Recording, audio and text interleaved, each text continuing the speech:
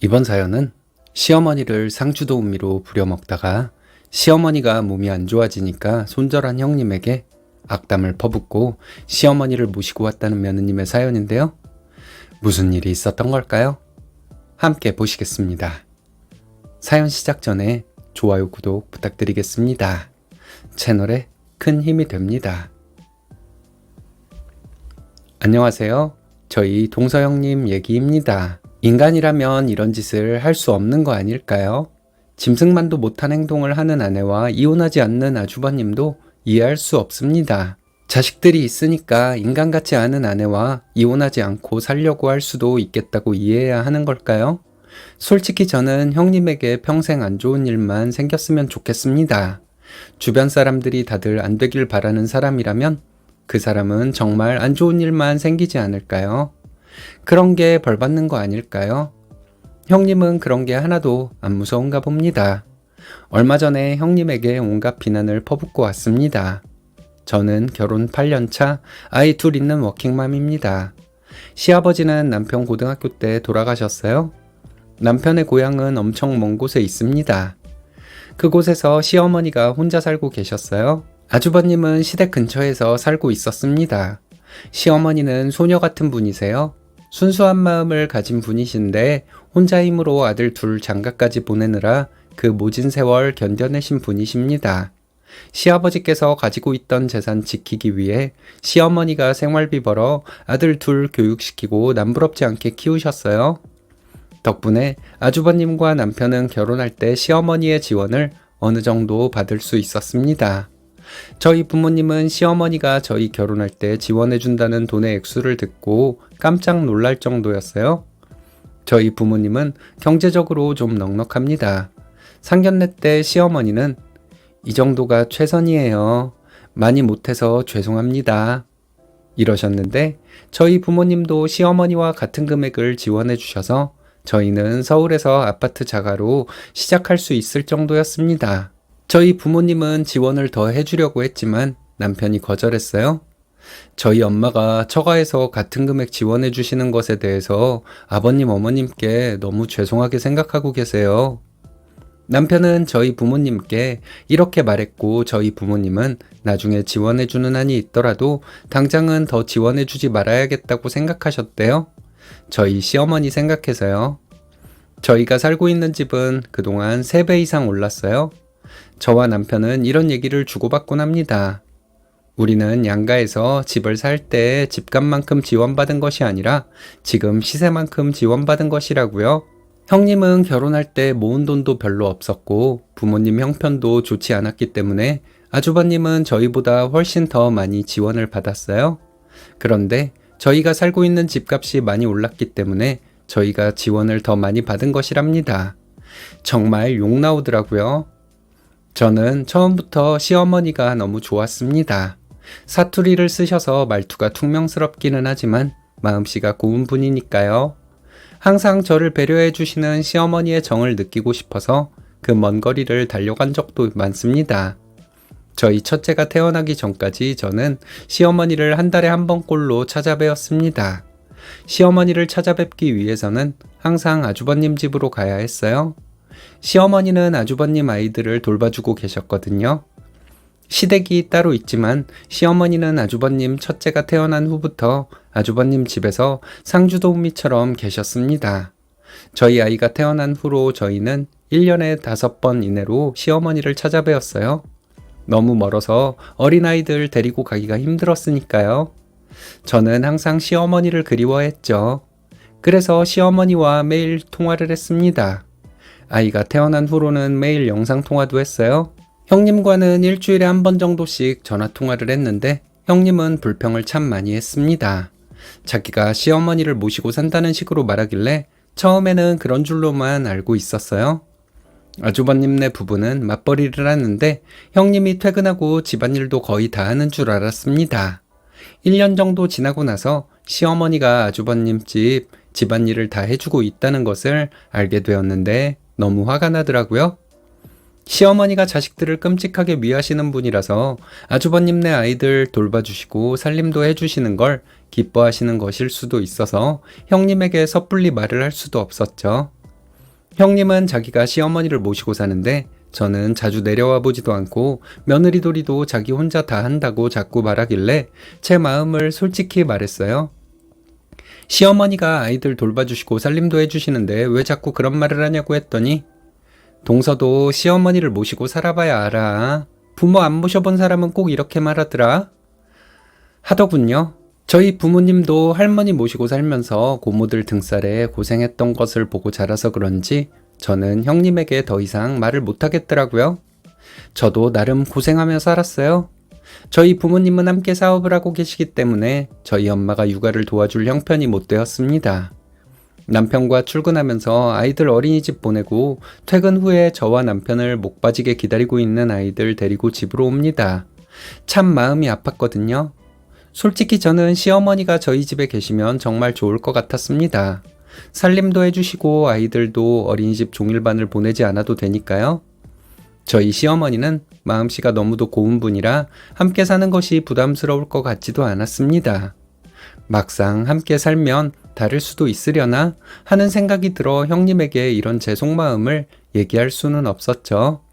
어쨌든 저는 멀리 살고 있고 시어머니를 자주 찾아뵙지 못하는 실정이니 형님이 툴툴대는 것을 들어주었습니다. 저는 시어머니를 위해 할 수 있는 일이 매일 전화드리는 것과 매달 용돈을 보내드리는 것밖에는 없었으니까요. 근데 제가 형님의 불평에 맞장구를 쳐준 것이 잘못이었나 봐요. 지난 명절에 형님은 모두 모인 자리에서 저에 대한 불만을 말했습니다. 제가 불만이 많고 저 때문에 분란이 일어난다고 하더군요. 내가 무슨 잘못한 거라도 있냐고 나름 최선을 다했는데 모르고 잘못한 것이 있다면 알려달라고 했죠. 형님 하는 말이 제가 며느리돌이를 전혀 하지 않는답니다. 시어머니 생신에도 오지 않은 적이 많다 하더군요. 아이들이 어리고 너무 멀기 때문에 그런 것이라고 했더니 그런 핑계는 누구나 댈 수 있는 거랍니다. 그러더니 형님은 본인이 시어머니를 모시고 살면서 혼자 며느리돌이를 다 하는데 제가 자기에게 고생 많이 한다는 말도 한 번 안 했고 자기에게 윗사람 대접도 안 해준다는 것이었어요.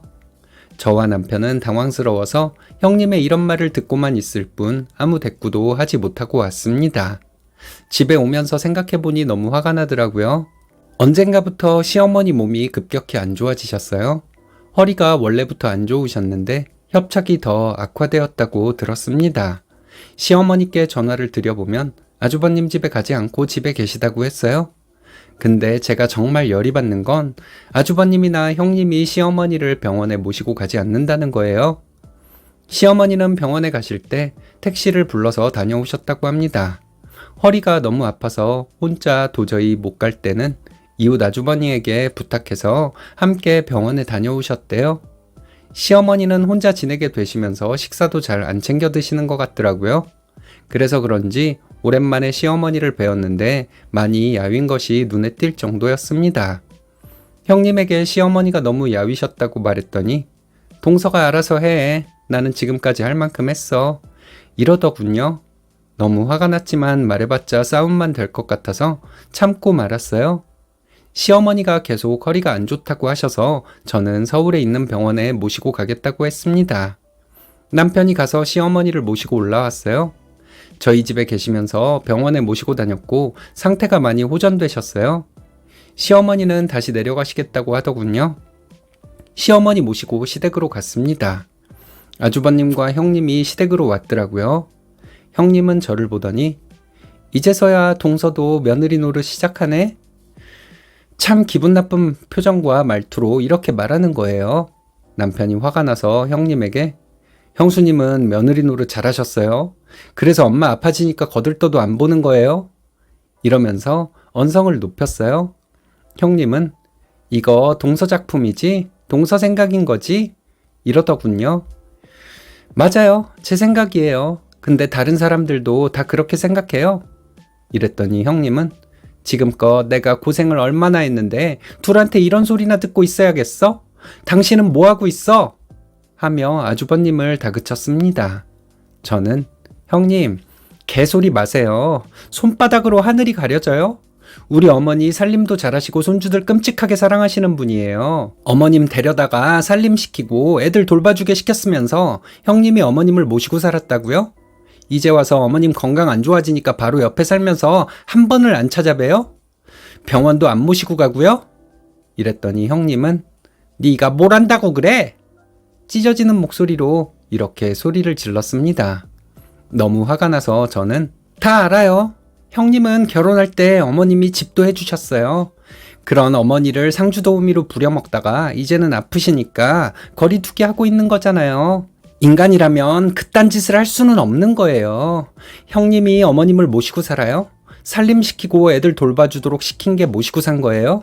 어머니 내가 모실게요. 큰아들 부부가 인간 같지 않으면 둘째가 모셔야죠. 이렇게 말했습니다. 형님은 뭐? 지금 뭐라고 했어? 하면서 또 소리를 지르더군요. 너 하는 짓이 짐승만도 못한 짓이라고 했다. 너 맨날 나한테 우리 집 집값 비싸다고 지원 많이 받았다고 했지. 어머니한테 받은 돈이랑 같은 돈 우리 부모님이 지원해 주셔서 지금 살고 있는 집 샀다. 너는 시집 올 때 뭐 해온 거 있는데 우리보다 훨씬 큰 돈 지원받았으면서 그딴 개소리를 할 수가 있어? 그렇게 집까지 해준 시어머니 부려먹다가 필요 없어지니까 이제 모른 체 하고 싶은 거야? 넌 인간이 아니야. 사람 같지 않은 너한테 맡기면 우리 어머님한테 니년이 무슨 짓을 할 줄 알아? 내가 어머님 모시고 살게. 부모님 모시고 사는 게 어떤 건지 보여줄 테니까 잘 보고 평생 반성하고 살아. 형님에게 이렇게 말했습니다. 아주버님은 저런 여자랑 살고 싶으세요? 아주버님 키워주신 어머님한테 저딴 식으로 대하는 여자가 인간으로 보이세요? 자식들 보기 창피하지도 않으시고요? 이렇게 말했습니다. 남편은 제 눈치를 보고 있더라고요. 저는 어머님한테 짐 싸서 같이 가자고 했어요. 지금까지 큰며느리 눈치 보시며 큰아들네 집 살림해 주느라 고생 많이 하셨으니 이제는 저희 집에서 편하게 사시자고 했습니다. 시어머니가 주저하고 계시길래 남편에게 어머님 짐 싸가지고 나오라고 했어요. 저희는 시어머니와 말없이 올라왔습니다. 시어머니는 저희 집에 오셔서 내려가시겠다는 말씀을 안 하셨어요. 시어머니 성격상 저희 집에서 지내지 않으시려 할 텐데 다시 내려가겠다는 말씀을 하지 않으신 걸 보면 허리가 안 좋긴 많이 안 좋으신가 보더라고요.